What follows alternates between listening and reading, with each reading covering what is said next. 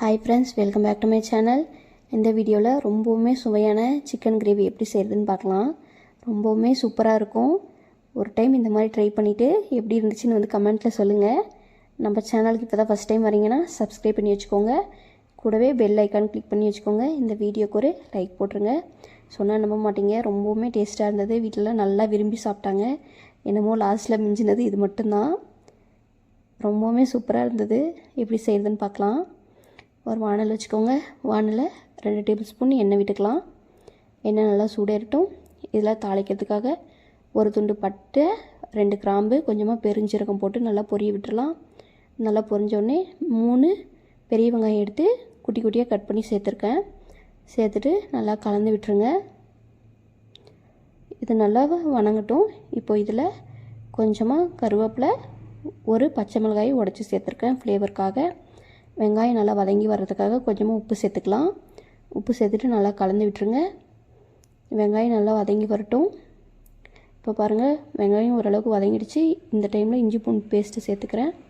Paste சேர்த்துட்டு நல்லா கலந்து விட்டுருங்க. இது பச்சை வாசம் போகிற அளவுக்கு வேகணும். இப்போ பாருங்கள், பச்சை வாசம் போயிடுச்சு. ஒரு மீடியம் சைஸ் தக்காளியை குட்டி குட்டியாக கட் பண்ணி ஆட் பண்ணிக்கிறேன். நல்லா கலந்து விட்டுருங்க. கொஞ்சமாக மஞ்சத்தூள் ஆட் பண்ணிக்கலாம். ஆட் பண்ணி நல்லா கலந்து விட்டுருங்க.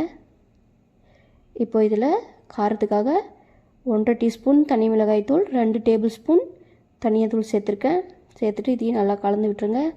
பச்சை வாசம் எல்லாமே போன உடனே கழுவி சுத்தப்படுத்தி வச்சுருக்கேன் 700 கிராம் அளவுக்கு சிக்கன் எடுத்திருக்கேன். சிக்கன் நல்லா கழுவிட்டு நல்லா தண்ணியெல்லாம் வடிச்சிட்டு சேர்த்துக்கோங்க. தண்ணி கொஞ்சம் கூட இருக்கக்கூடாது. இப்போது சிக்கனை எல்லாமே கொஞ்சம் கொஞ்சமாக சேர்த்து விட்டுடலாம். சிக்கன் சேர்த்து விட்டுட்டு எல்லாமே ஒன்று சேர கலந்து விட்டுருங்க.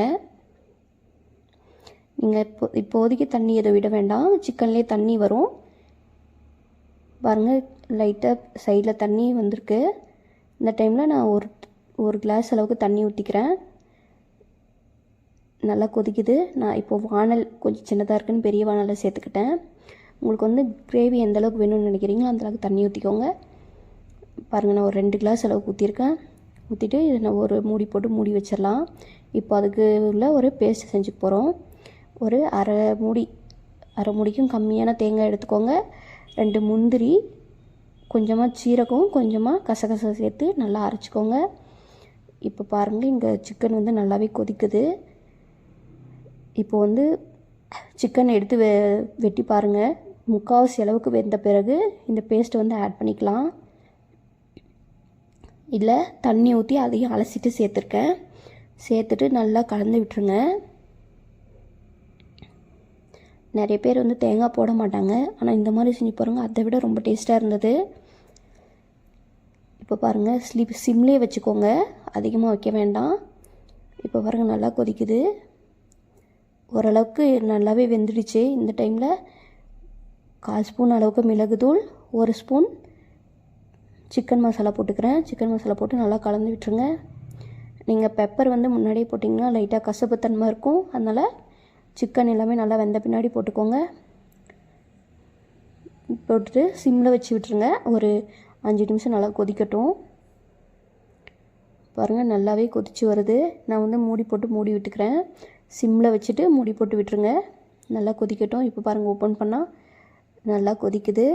சிக்கன் ரெடி ஆகிடுச்சு. இப்போ எடுத்து நீங்கள் நல்லா வெந்துடுச்சான்னு பாருங்கள். அப்போ லாஸ்ட்டாக கொஞ்சமாக ஃப்ரெஷ்ஷான கொத்தமல்லி போட்டுக்கலாம்.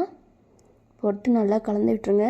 அவ்வளோதான், ரொம்பவுமே சூப்பரான சிக்கன் கிரேவி ரெடி ஆகிடுச்சு. இதே மாதிரி செஞ்சு பார்த்துட்டு எப்படி இருக்குன்னு சொல்லுங்கள். உங்கள் ஃப்ரெண்ட்ஸ் கூட ஃபேமிலிக்குள்ளே ஷேர் பண்ணிக்கோங்க. நம்ம சேனல் பிடிச்சிருந்தா சப்ஸ்கிரைப் பண்ணி வச்சுக்கோங்க. இந்த வீடியோக்கு ஒரு லைக் போட்டுருங்க.